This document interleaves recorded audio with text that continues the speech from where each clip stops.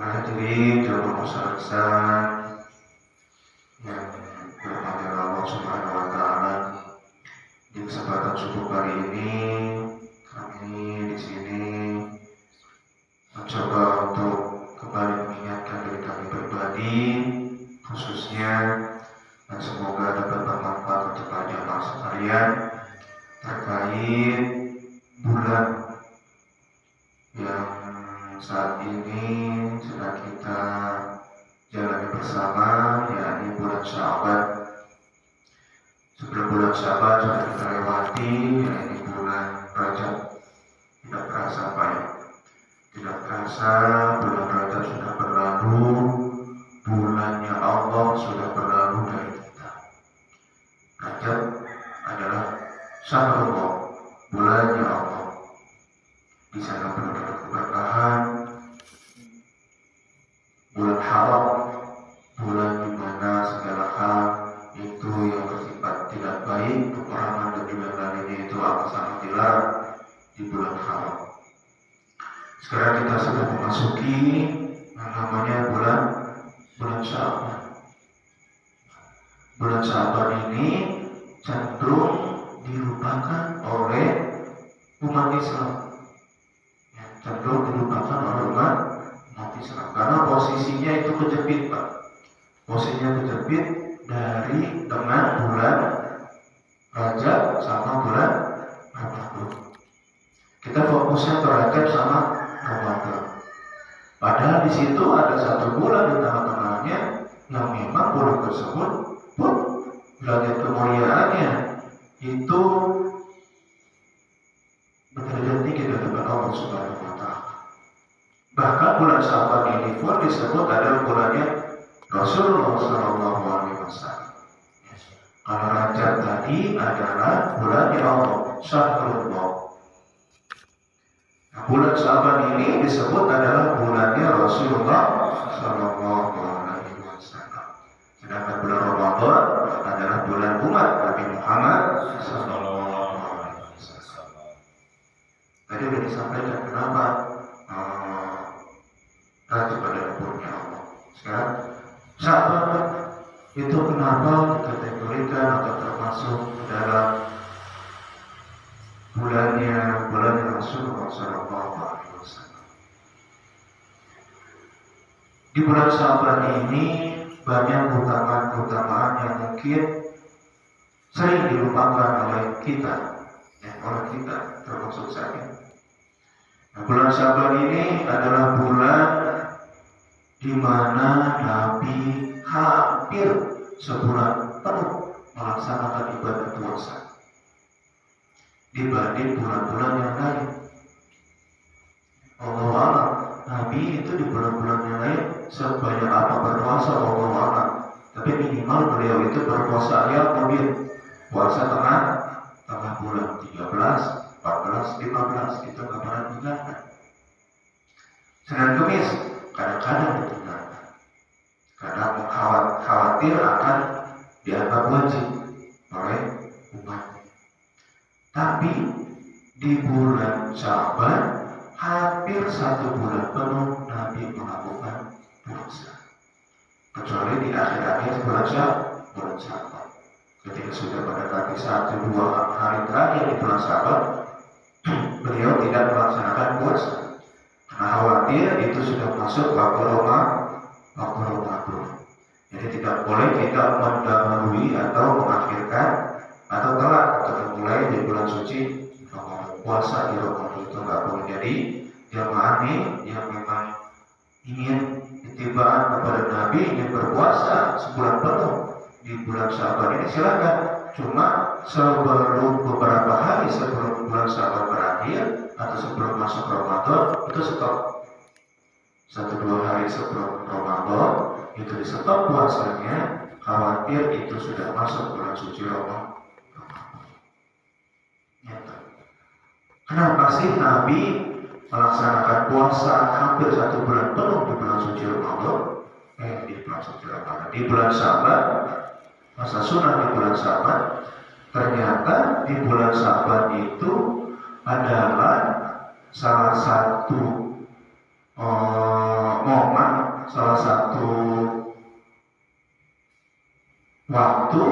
yang Allah khususkan untuk mengangkat seluruh amal ibadah kita dalam satu tahun penuh. Jadi amal ibadah itu Pak, catatan amal kita bukan ibadah ya, seluruh catatan manusia baik buruknya itu diangkat, dilaporkan kepada Allah Subhanahu wa Ta'ala. Itu ada waktu-waktunya. Ada waktu-waktunya, ada yang harian, ya, ada yang mingguan, ada juga yang tahunan. Yang harian kapan? Yang harian ba'da subuh dan qabla maghrib. Ba'da subuh dan sebelum maghrib. Itu catatan amal ibadah kita diangkat setiap hari, dilaporin kepada Allah Subhanahu wa Ta'ala. Yang mingguan kapan? Yang mingguan itu adalah hari Senin dan hari Kamis. Hari Senin dan hari Kamis. Sedangkan catatan rekap tahunan itu dilaksanakan, dilaporkan kepada Allah Subhanahu wa Ta'ala di bulan Syawal. Sehingga apa? Sehingga Nabi ingin ketika amal ibadahnya dilaporkan kepada Allah Subhanahu wa Ta'ala dalam kondisi berpuasa. Itulah kenapa sebabnya beliau puasa di Senin Kamis, agar salah satunya ketika beliau dilaporkan amal ibadahnya kepada Allah Subhanahu wa Ta'ala, catatan amal yang disampaikan kepada Allah Subhanahu wa Ta'ala dalam kondisi berpuasa. Begitu juga di bulan Syawal yang sifatnya tahunan, pelaporan tersebut ingin agar ketika kondisi berpuasa itu dilaporkan. Nah, itulah kenapa Nabi melaksanakan puasa hampir 1 bulan penuh di bulan Syawal. Salah satu pengolahnya itu. Jadi amal ibadah kita, catatan amal ibadah kita, seluruh perbuatan kita baik buruknya direkam, disampaikan oleh malaikat kepada Allah Subhanahu wa Ta'ala tahunan di bulan Syawal. Makanya di situ kadang ada juga nisfu Syawal, pertengahan bulan Syawal, yang mana di situ penuh dengan maghfirah Allah Subhanahu wa Ta'ala. Insyaallah nanti pada kesempatannya di nisfu Syawal sebagaimana tahun-tahun yang sebelumnya kita akan memperbanyak ibadah, salah satunya tilawah Quran yang biasa kita baca. Sebenarnya tilawah itu apa aja? Cuma yang biasa dibaca, yang biasa sering dibaca adalah surah Yasin, biar cepat. Kalau kita bacanya surat Al-Baqarah atau baca surat Al-Imran atau baca surat yang lainnya, itu mungkin terlalu lama. Dan fadilah dari surah Yasin itu adalah sepertiga Al-Quran. Ya, itu. Nah, nanti insya Allah kita akan membaca surat Yasin di nisfu Syawal. Setiap makhluk itu punya jantung, punya hati, dan jantungnya Al-Quran adalah surat Yasin. Insya Allah kita akan baca surat tersebut di nisfu Syawal. Lalu yang selanjutnya, kenapa bulan Sya'ban ini dinisbatkan, disadarkan menjadi bulan Rasulullah Shallallahu Alaihi Wasallam? Salah satunya karena perintah kita dari Allah Subhanahu Wa Taala kepada kita.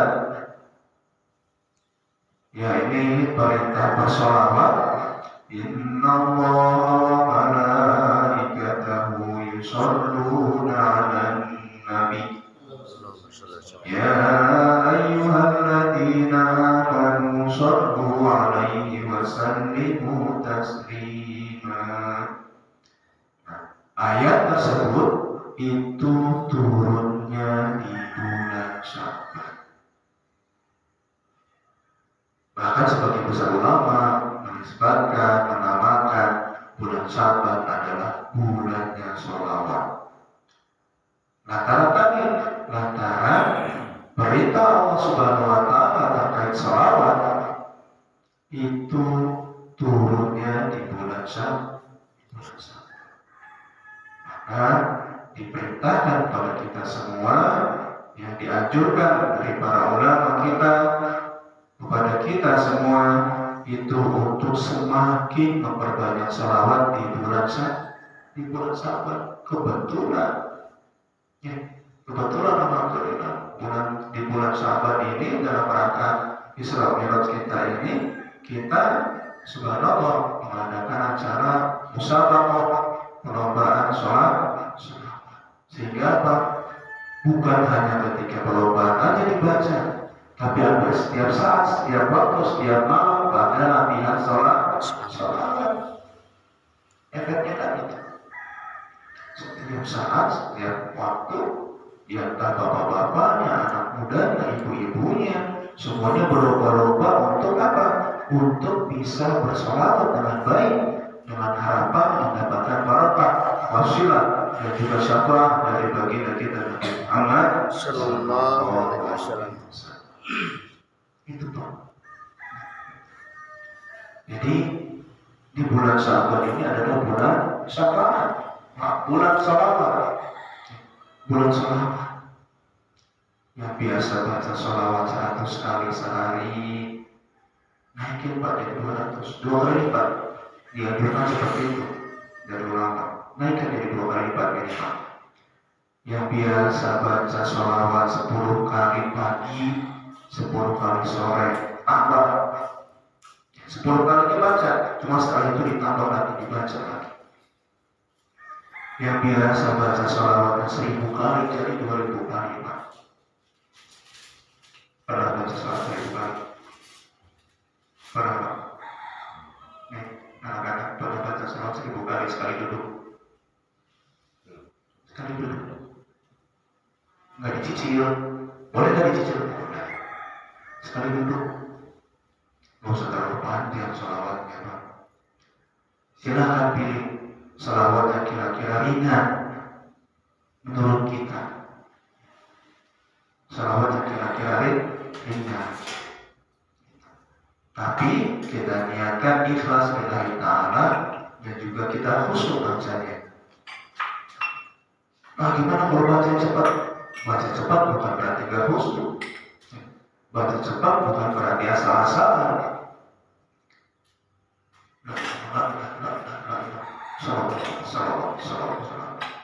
Nah itu, walaupun kita baca di atas kesan cepat, itu mestinya tetap yang tiap hari pernah kita pelajari. Ketika kita mau berzikir, ya, ketika kita berzikir, hendaknya itu terdetik dahulu di dalam hati. Hati dulu yang berbicara.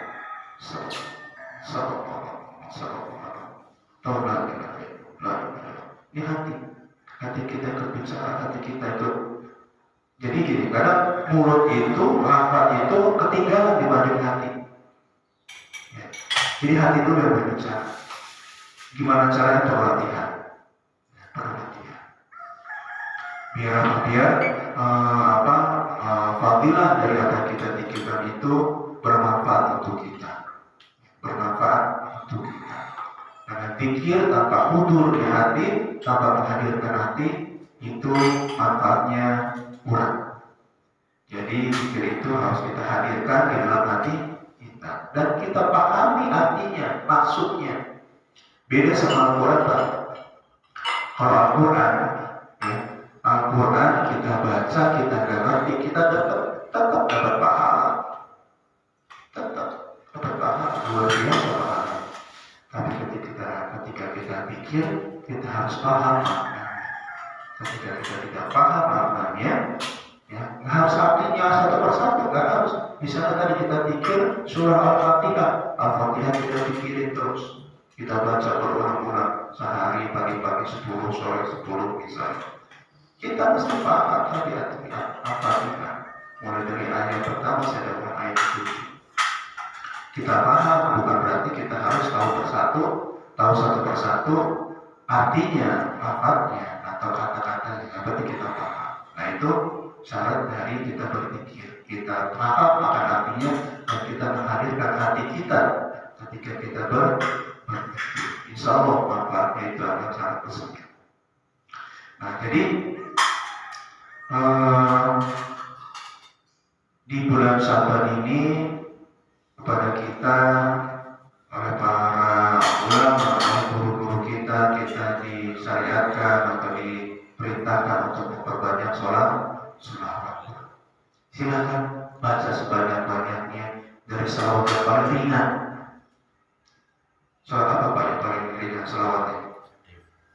Nah, sholawat Jibril. Sholawat yang paling tua itu namanya.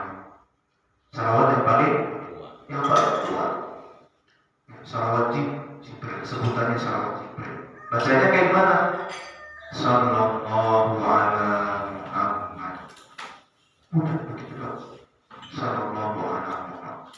Sallallahu ala Muhammad. Sallallahu ala Muhammad. Baca 1000 kali Pak. Sekali duduk. Sekali duduk. Paling juga 15 menit sampai. Perhatikan. Sallallahu ala Muhammad. Sallallahu ala Muhammad. Sallallahu 15 menit. 1000 kali.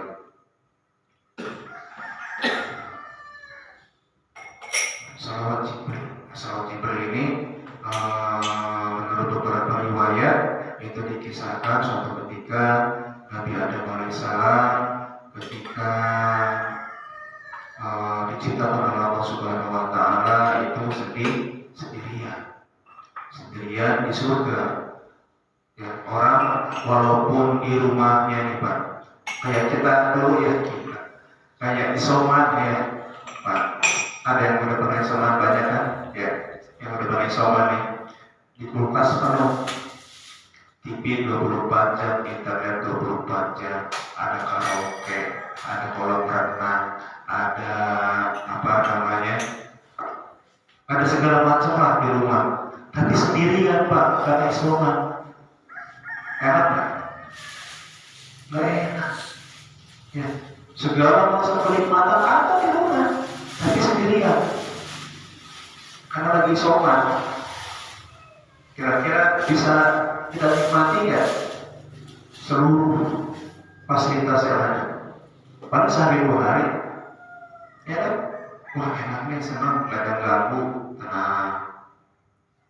Wah enaknya senang, apa-apa tinggal ngambil, nggak perlu izin, nggak perlu ada yang ngeributin, makan tinggal makan, tinggal minum, ya mau ngapain enak, semuanya lengkap. Tapi sendirian, gak enak juga. Akhirnya apa? Akhirnya Allah menciptakanlah Siti Hawa untuk Nabi Adam alaihissalam. Setelah memang manusia diciptakan berpasang-pasangan. Allah ciptakan Siti Hawa dari tulang rusuknya Nabi Adam. Apakah sudah bisa langsung misalnya menjadi teman Nabi Adam? Nggak bisa. Harus dihalalkan dalam bentuk pernikahan. Ketika Siti Hawa diciptakan oleh Allah Subhanahu wa taala dan tulang rusuk Adam, langsung bersama Allah diberikan pakaian lengkap, dikasih jilbab. Tapi yang namanya kodrat manusia, ya, namanya kodrat manusia walaupun sudah tertutup, busana syar'i, pakai jilbab segala macam, tetap aja kadang laki-laki melirik aja gitu ya. Nah, itu adalah kodrat manusia. Begitu juga walau dengan Nabi Sayyidina Maulana Nabi Adam alaihissalam. Ketika beliau tahu ada makhluk lain yang sejenisnya telah diciptakan oleh Allah Subhanahu wa taala untuk menemaninya, maka Nabi Adam itu merasa tertarik kepada Siti Hawa. Kodrat naluriah. Tapi kata Allah, jangan dulu, nggak boleh sebelum halal. Maka berkonsultasilah Nabi Adam kepada penasihat hukumnya. Siapa penasihat hukumnya? Adalah malaikat Jibril. Bagaimana dengan Jibril? Aku ingin agar Siti Hawa menjadi pendampingmu. Bolehkah?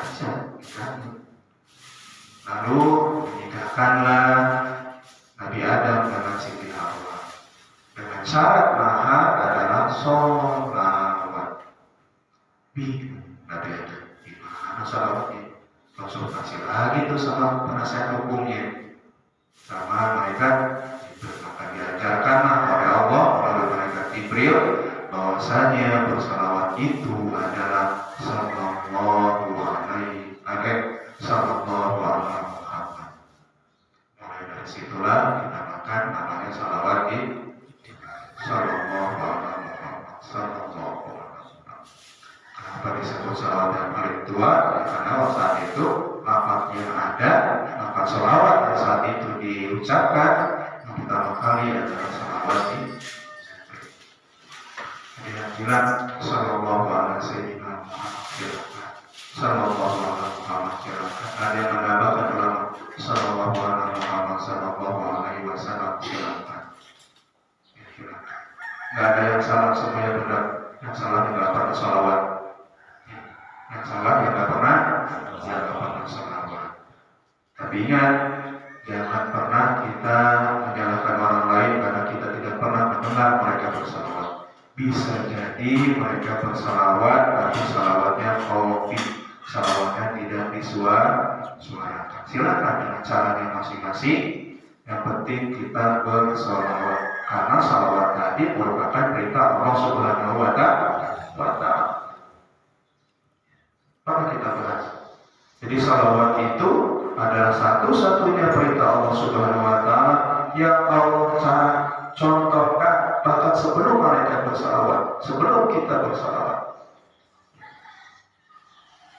Allah contohin. Kalau yang sholat, Allah kasih perintah kita, Allah nggak sholat. Sholat itu apa sih intinya? Sholat itu adalah doa kepada Tuhan, doa kepada Allah. Sedangkan Allah adalah yang memberikan doa. Gak mungkin Allah berdoa kepada dirinya sendiri. Allah nggak sholat. Puasa, Allah memberikan perintah kita untuk puasa, tapi Allah sendiri tidak berpuasa. Karena hakikat puasa dan membentengkan diri, memberikan kita benteng dari segala kemaksiatan dan segala hal yang buruk. Itu benteng. Sedangkan Allah adalah sebaik-baiknya benteng, sebaik-baiknya pelindung. Allah berpuasa. Zakat sama seperti itu. Allah perintahkan kita zakat, Allah perintahkan kita bersedekah, tapi Allah tidak bersedekah, tidak. Hakikat dari zakat adalah pensucian diri, sedangkan Allah adalah yang maha suci. Begitu juga dengan haji. Allah perintahkan kita untuk haji. Allah perintahkan seluruh umat manusia yang muslim dan muslimat untuk dapat melaksanakan ibadah haji, tapi Allah sendiri tidak haji. Kenapa? Karena Allah adalah tuan rumah dari haji tersebut. Ya kan? Kita haji berziarah ke Baitul rumahnya Allah. Allah adalah tuan rumah di situ. Jadi Allah tidak melaksanakan haji. Tetapi ketika Allah memerintahkan kita bersalawat, lebih dahulu dia bersalawat. Mau bersalawat. Bahkan senantiasa bersalawat. Inna Allah, sesungguhnya Allah. Nah di situ ada penekanan inna. Buat. Jadi kalau misalnya ada penekanan, ada beneran loh inna, berarti artinya itu untuk meyakinkan sesuatu yang tidak yakin, yang tidak merasa yakin kalau itu dilakukan. Makanya di situ ada ada kalimat taukid inna. Sesungguhnya Allah, sesungguhnya Allah. Inna Allah wa malaikatahu, dan juga malaikat. Allah dulu yang melaksanakan salawat, baru malaikat. Inna Allah wa malaikatahu yusholluna 'alan nabi. Yusholluna di situ adalah fi'il mudhari. Fi'il yang dalam gramatikal bahasa Arab adalah sesuatu yang sedang dikerjakan dan terus-menerus dikerjakan saat ini, entah besok dan yang akan datang. Itu senantiasa dilakukan sehingga tidak akan pernah terputus. Kalau kita ditanya, Allah lagi ngapain saat ini? Lagi sholat. Salah satunya lagi sholat. Karena di situ adalah sebutannya fi'il mudhari, present continuous. Gitu, present continuous. Sesuatu yang dilakukan secara terus-menerus, setiap saat. Allah ngapain? Salah satunya adalah sedang bersolat, karena di situ seperti itu. Innallaha wa malaikatahu yusholluna 'alan nabi. Allah dan juga malaikat itu senantiasa melakukan salawat setiap saat, setiap detik. Kita udah dicontohin nih sama Allah sama malaikat. Ya ayyuhalladzina amanu shollu 'alaihi wa sallimu taslima. Wahai orang-orang yang percaya, yang beriman, aman, bukan orang muslim, Pak, tapi di atas muslim, orang yang percaya, benar-benar percaya, beriman kepada yaumil akhir, kepada 6 rukun iman tersebut. Ya ayyuhalladzina amanu shollu 'alaihi wa sallimu taslima. Maka kalian berselawatlah kepada Rasulullah sallallahu alaihi wasallam wasallimu taslima, dan berikanlah salam keselamatan yang sempurna kepada Nabi kita Nabi Muhammad sallallahu alaihi wasallam. Kurang apa lagi dalilnya? Di Quran jelas. Jangan pernah kita malas bersolat selawat. Jangan pernah kita malas bersolat selawat. Karena salah satu fadilah keutamaan dari sholawat itu kita mendapatkan syafaat. Ini kadang kita suka seperti itu ya. Ketika kita sering mendengarkan suatu hal dari sholat ya, kita sering melaksanakan sholat atau kita sering membaca surah Al-Fatihah, kita kadang menganggap remeh kalau hal tersebut adalah sebetulnya paling luar biasa. Kita anggap biasa. Biasa sholat, biasa ini, biasa itu. Karena kita tidak sering melaksanakannya. Pulhu mah biasa aja, al-falaq biasa aja, atas mah biasa. Justru itu di situ 3 surat itu yang sangat ringan, yang sangat mudah Allah siapkan untuk menjadi benteng kita. Tidak perlu kita cari-cari hal yang lain. 3 surat itu adalah surat perlindungan. Surat perlindungan. Cuma kadang seringkali kita meremehkan. Begitu juga dengan sholawat pakai sholawat gitu. Buat apa sih syafaat gitu? Pasti syafaat. Padahal syafaat itu amat sangat penting buat kita. Amat sangat. Syafaat itu adalah pertolongan. Syafaat itu artinya pertolongan baik di dunia ataupun di akhirat nanti. Di dunia kita butuh syafaat Rasulullah, apalagi nanti ketika di akhirat kita akan sangat butuh pertolongan dari Nabi kita Nabi Muhammad sallallahu alaihi wasallam. Apa daya kita? Tempat kita sudah belajar. Mari kita belajar kita melakukan la haula wala quwwata illa billah. Enggak ada daya upaya dari apa yang kita laksanakan kecuali itu dengan pertolongan dari upaya Allah Subhanahu wa taala. Kita mempunyai daya apa? Kita mempunyai daya apa? Kita sholat itu berdoa berangkat, kita puasa itu berdoa berangkat. Tapi apakah seluruh amal ibadah kita itu kita laksanakan lillahi ta'ala? Apakah itu diterima oleh Allah Subhanahu wa taala? Kita tidak pernah tahu. Apakah kita ikhlas karena Allah Subhanahu wa taala? Kita tidak tahu.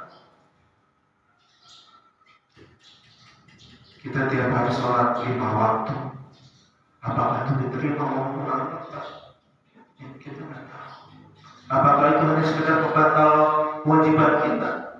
Sama seperti puasa, bulan Ramadan hari sekedar pembatal kewajiban kita berpuasa, dan dia dapat menyala haus, lapar dan kurus, misalnya gitu. Panggilan puasa cuma dapat itu, dapat lapar, dapat haus, sama kurus. Kalau kurus habis makan, sahur tidur lagi, lapar, dia malah gede. Nah itu kita terus terang nggak bisa mengandalkan dari amal ibadah yang sudah kita laksanakan. Kalau kita berpuasa ada potensi nggak diterima, ya, karena kita hanya puasa menahan lapar haus doang, tapi ya kita dapat baca indra kita yang lainnya kita nggak berpuasa. Ketika kita sholat pun seperti itu paling batal kita bisa musuh ketika kita berat ikhram Allah. Disitulah letak khusyuk orang awam, kata Imam Ghazali. Jadi minimal kita khusyuk itu, kata Imam Ghazali, adalah ketika kita takbiratul ihram, takbir untuk pertama kali, sambil niat. Ya, ketika takbir pertama kali, menurut ajaran Imam Syafi'i, itu kita sambil membaca niat salat takbir. Nah, disitulah kita amat sangat berusaha untuk bisa khusyuk. Selebihnya kadang rame ada roti, roti, kedengeran. Rame ada apa? Ada cilok atau ada tring pempek gitu. Kedengeran. Lagi khusyuk baca surat Al-Fatihah atau lagi khusyuk lagi sujud, ujung-ujung sama riwi, ada ikan asin lewat itu akhirnya nggak bisa, Pak.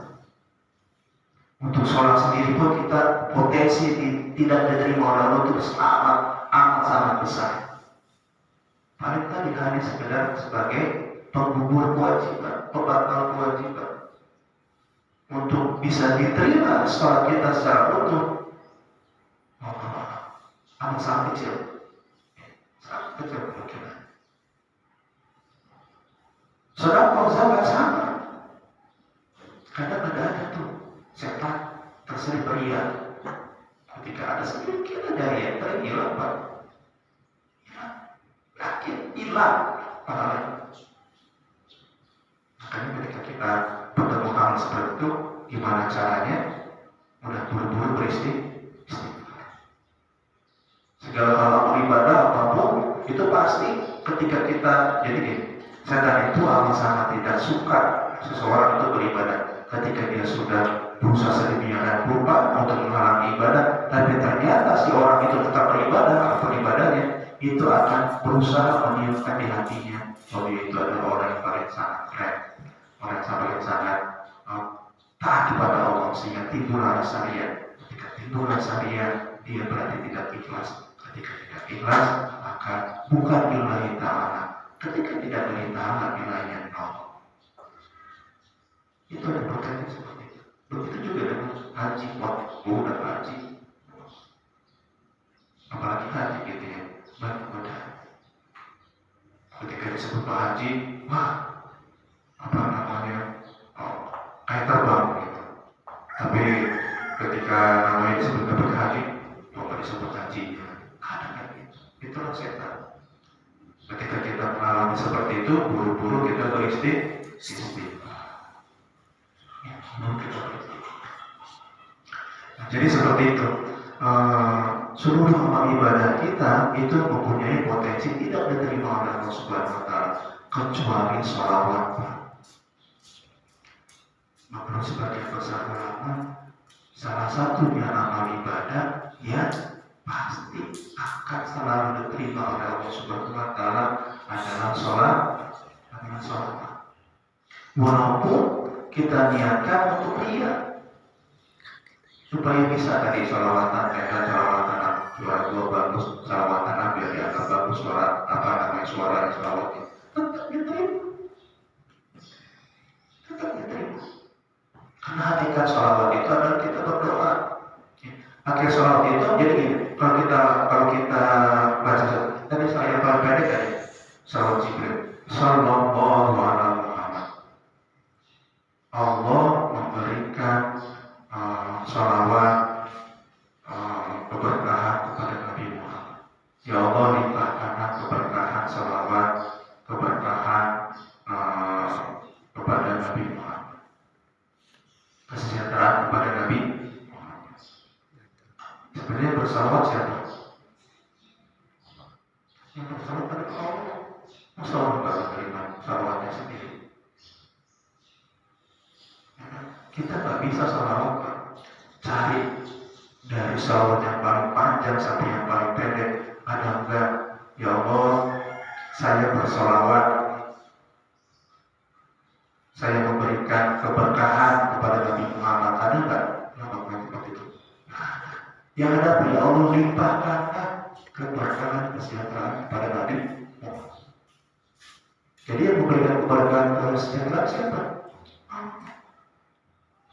Jadi mengucapkan mengatakan salawat, artinya yang bersalawat adalah Allah Subhanahu wa Ta'ala. Jadi nggak mungkin terima. Karena Allah sendiri yang bersalawat, kita cuma ngomong. Kita cuma ngomong pada Allah Subhanahu wa Ta'ala. Ketika orang semakin banyak bersalawat, maka tadi itu merupakan takliman, merupakan penghormatan kita kepada Nabi, dan juga harapannya barang siapa yang orang banyak bersalawat, maka di situ potensi dia mendapatkan syafaat dari Rasulullah itu semakin besar. Syafaat itu banyak. Ada syafaatul ummah yang paling tinggi, nanti adalah syafaatul ummah, syafaatul ummah atau syafaat akbar, syafaat yang paling besar. Syafaat yang hanya bisa diberikan oleh Nabi Muhammad, bukan Nabi yang lain. Satu-satunya manusia yang bisa memberikan syafaat ummah, satu-satunya makhluk Allah, bukan Nabi manusia. Satu-satunya makhluk Allah di pada masa nanti yang diharapkan syafaatnya adalah syafaat ummah dari Nabi kita Nabi Muhammad Sallallahu Alaihi Wasallam. Jadi nanti di pada masa itu kita dikumpulin dari zaman Nabi Adam sampai zaman nanti ketika terakhir hari kiamat, itu dikumpulkan dalam satu tempat, namanya pada masyarakat. Di situ waktu penantiannya Pak, cuma setengah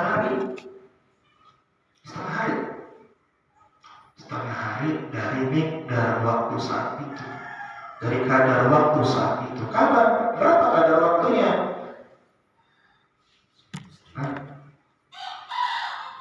Khamsina al-fasana, 50.000 tahun. Setengah dari 50.000 tahun, setengah hari, satu hari itu 50.000 tahun di pada masa ya, bukan nanti di akhirat. Di pada masa itu kadarnya adalah satu hari 50.000 tahun. Nah kita nanti di pada masa selama setengah hari, berarti adalah 25.000.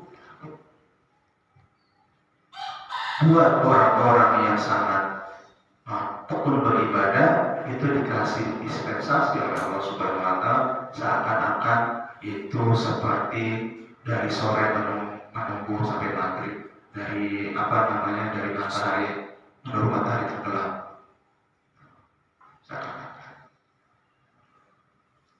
Yang mana matahari saat itu akan sangat dekat, bahkan di sebuah riwayat disebutkan itu orang itu terpeluk sama mereka itu sendiri. Jadi nanti pada masa kita dikumpulin seperti halnya kita itu baru lahir Pak, tanpa pakaian, tanpa disunat, seperti persis kita waktu lahir. Ntar sebelah kiri kita cewek, sebelah kanan kita semua nggak pakai pakaian gitu. Gimana seorang pada melihat orang kiri kanan nggak kepikiran. Semuanya sibuk sama dirinya masing-masing. Semua sibuk dengan menghisap dirinya masing-masing. Ya Allah, selamat nggak nih, buat selamat nggak nih? Sibuk nggak bisa pakaian dari ternyata si Ahok, ternyata si Ahok nggak sempat. Semuanya bugil. Ya maaf, semuanya seperti itu. Seperti dia posisi lah. Kapan? Sampai kapan tadi? 25.000 tahun. Di sini semua orang rasa ke Nabi Adam, ya Allah, Nabi Adam, tolong mohon pada Allah Subhanahu wa Ta'ala agar segerakan ini waktu hisab atau perhitungan. Jadi karena nunggu, kita aja kalau nunggu Pak, nunggu antrian, tadi ATM tadi bank atau nunggu, pokoknya nunggu antrian. Baru sejam 2 jam udah kesel benar gitu ya. Apalagi berdiri lagi, nggak ada berduduk. Nah ini nunggu 25.000 tahun, mataharinya dekat banget. Bisa dibayangin. Akhirnya apa? Hari mereka berlarian kepada Nabi Adam. Nabi Adam, mohon kepada Allah, engkau adalah Abul Bashar, bapaknya manusia. Mohon kepada Allah agar disegerakan itu lah pertanyaan. Mau gimana? Masuk surga kayak masuk ke dalam neraka kayak, pokoknya jangan seperti ini. Mereka nggak tahu neraka itu jauh lebih dahsyat. Belum bisa kemana kayak kita gitu. kalau ditakdirkan, kalau mau seperti kita, yang penting cepat lari, jangan lama nunggu begini. Kata Nabi Muhammad, saya juga udah punya dosa. Allah juga lagi murka sama saya nggak boleh mendekati buah muldi, tapi malah saya makan. Walau takut buah saja, jangan mendekati buahnya, malah dimakan buahnya sama dia. Nabi Adam tak bisa. Kita coba ke Nabi Nuh, kata Nabi Adam. Kita tolong sampai Nabi Nuh. Nabi Nuh juga nggak bisa kasih pertolongan. Kata Nabi Nuh, ya Allah, baik, apa umatku, aku nggak bisa kasih pertolongan pada aku dulu. Umat aku tenggelamkan. Aku minta sama Allah supaya kasih banjir besar. Nggak bisa. Nabi Musa nggak bisa, semuanya sampai ke Isa nggak bisa. Akhirnya sampai kepada Nabi kita Nabi Muhammad Sallallahu Alaihi Wasallam. Disitulah Nabi Muhammad berdoa kepada Allah Subhanahu Wa Taala agar Isa itu disempurnakan. Nah, disitulah yang namanya syafaatul uzma itu bukan hanya bagi umat Islam, tapi bagi seluruh umat manusia. Semuanya segera, semuanya dimulai waktu perhitungan dimulai. Itu syafaat. Ada juga syafaat yang Nabi berikan bagi umatnya yang Allah takdirkan yang taat, yang beriman, agar mudah masuk surga itu ada. Jadi tanpa hisab 70.000. Dan juga ada syafaat yang Rasulullah berikan itu kepada umat Islam atau kepada seseorang yang masuk neraka tapi di dalam hatinya dia pernah meyakini kalimat la ilaha illallah, sehingga ketika di neraka itu diselamatkan dan masih ada kalimat la ilaha illallah dengan syafaat Rasulullah itu diselamatkan, diangkat dari neraka. Ada juga syafaat bagi anggota keluarga Nabi. Anggota keluarga Nabi yang meninggal dalam kondisi muslim dari pamannya Abu Thalib gitu ya, yaitu Allah selamatkan, Allah ringankan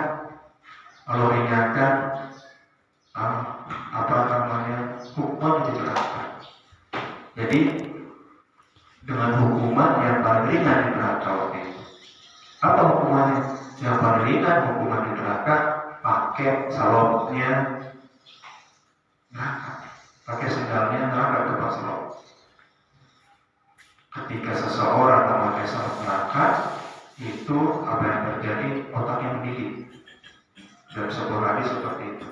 Jadi hukuman yang ringan buat teman Nabi di neraka adalah hukuman yang paling ringan, yaitu memakai salop. Yang mana ketika dipakai itu yang terjadi adalah salop dipakai otaknya mendidih, hancur. Itu yang paling ringan. Nah itu diselamatkan oleh Nabi kita Nabi Muhammad SAW.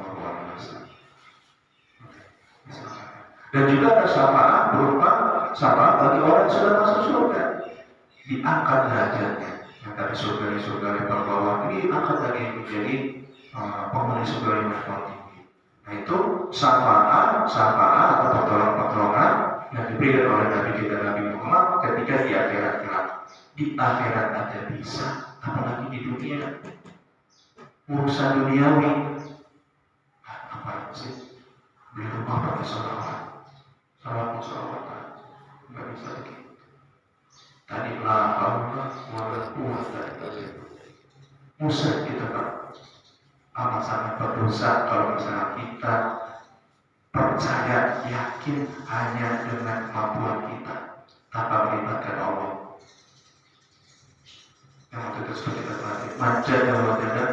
Barang siapa yang berusaha maka dia pasti akan dapat. Itu hanya untuk awal pemberian motivasi, boleh untuk anak-anak belajar manja dan wajah. Barang siapa yang bersungguh-sungguh maka dia akan pasti dapat. Seakan-akan tidak melibatkan Allah. Nah itu perlu dilakukannya. Segala hal itu Allah yang menakdirkan. Allah yang menakdirkan. Tadi di akhirat aja insya itu amat sangat membawa manfaat dalam hal kita. Syafaat pagi untuk kehidupan dunia. Baca salat banyak-banyak, minimal pagi sore 10 kali. Mumpung masih ada waktu, kita sedikit bersalawat ya. Kita salawat pagi 10 kali. Nanti sore pada asar atau sebelum maghrib silakan baca 10 kali. Kata Nabi, barang siapa yang bersalawat pada 10 kali pagi hari, 10 kali sore hari, insya Allah akan mendapatkan salawat saat dan di yaumil akhir nanti insya Allah. Allahumma salli wa sallim wa barik alaihi sallallahu alaihi. Kita salawat tadi ya, dari awal salat ujian ya, agak panjang tapi selalu komplit ini apa namanya ya. Allahumma sholli ala sayyidina Muhammad wa ala sayyidina Muhammad salatan tuqina biha min jami'il ahwali wal afat wa taqdirana biha jami'al hajat wa tutahhiruna biha min jami'is sayyi'at wa tarfa'una biha indaka a'la darajat wa tubayyikuna biha sarwayat min jami'il khairat fil hayati wa ba'dal mamat. Allahumma sholli ala sayyidina Muhammadin salatan tuqina biha min jami'il ahwali wal afat وتغفر بها جميع الحاجات وتطهرنا بها من جميع السيئات وترفعنا بها إنك على الدرجات وتباركنا بها سروايا من جميع الخيرات في الحياة وبعد الممات. اللهم صل على سيدنا محمد صلاة تهدينا بها من جميع الأحوال والآفات وتغفرنا بها جميع الحاجات وتطهرنا بها من جميع السيئات وترفعنا بها إنك على الدرجات وتباركنا بها سروايا من جميع الخيرات في الحياة وبعد الممات. اللهم صل على سيدنا محمد صلاة تنجينا بها من جميع الأحوال والآفات وتغفرنا بها جميع الحاجات وتطهرنا بها من جميع السيئات وترفعنا بها إنك على الدرجات وتباركنا بها سروايا من جميع الخيرات في الحياة وبعد الممات. اللهم صل على سيدنا محمد صلاة تنجينا بها من جميع الأحوال والآفات وتغفرنا بها جميع الحاجات وتطهرنا بها من جميع السيئات وترفعنا بها إليك على الدرجات وتباركنا بها سروايا من جميع الخيرات في الحياة وبعد الممات. اللهم صل على سيدنا محمد صلاة تنجينا بها من جميع الأحوال والآفات وتقديرنا بها جميع الحاجات وتطهرنا بها من جميع السيئات وترفعنا بها إليك على الدرجات وتباركنا بها سروايا من جميع الخيرات في الحياة وبعد الممات. اللهم صل على سيدنا محمد صلاة تنجينا بها من جميع الأحوال والآفات وتقديرنا بها جميع الحاجات وتطهرنا بها من جميع السيئات وترفعنا بها إليك على الدرجات وتباركنا بها سروايا من جميع الخيرات في الحياة وبعد الممات.